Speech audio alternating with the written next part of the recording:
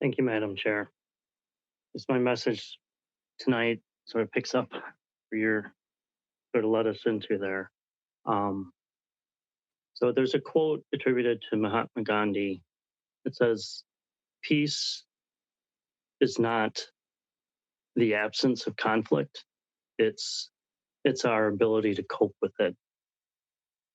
And as our chair just talked about, we saw the absolute opposite of that yesterday in our nation's capital.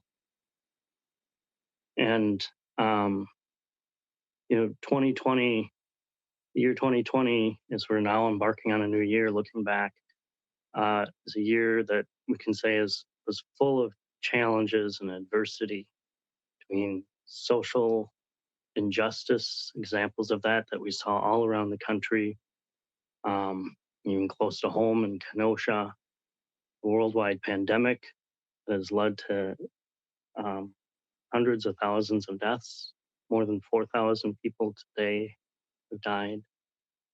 And then we have this political unrest that's been stoked by an out of control president stoking people's passions with lies and conspiracy theories.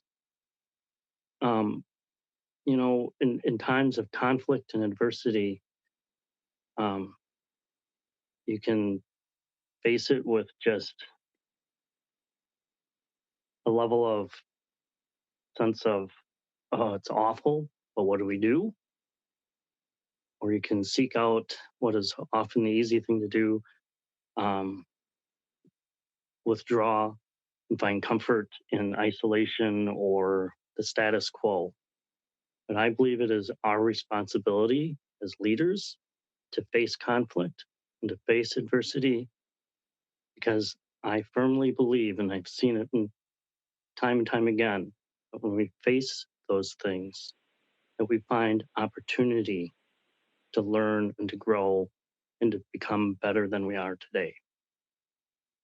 And that's not always easy. And I find inspiration by the people around me, people's resiliency and ability to come together to capitalize on the opportunities that are inside those times of conflict and adversity. And right here in my community, the sleepy little community, I saw that last summer. There's a high school student. Her name is Letitia Hollard. She organized a rally that brought out hundreds of people. The park was full of people in my little community here. Um, that in the light of in the wake of all this social injustice going on, came out to say basically have community and say it's unacceptable and we can do better. And it didn't just stop there.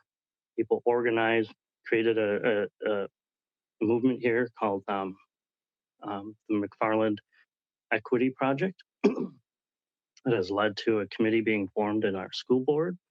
And this week we started, and I'm chairing a committee within the village uh, um, that includes that high school student and many other citizens. And I raise that as an example of just how inspired I am by these community, these people in my community coming together um, to find that opportunity here, right here, locally, um, doing our part to be humble and learn and um, find the opportunity to do better. So as we look ahead now to a new year, my wish for you in 2021 is that for all of you that you're able to find that inspiration and opportunity to rise above and do better.